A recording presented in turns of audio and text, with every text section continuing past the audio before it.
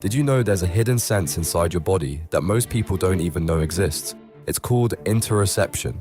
Right now, special sensors throughout your organs are sending signals to your brain about what's happening inside you.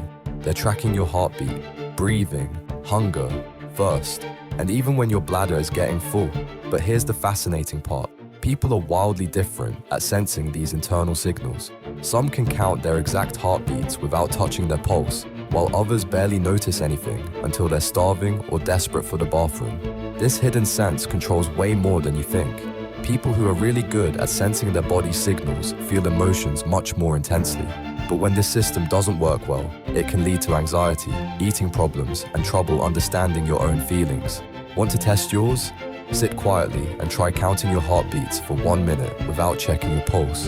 Then compare it to your actual heart rate. Poor sleep, chronic stress, and too much screen time can all weaken this crucial sense.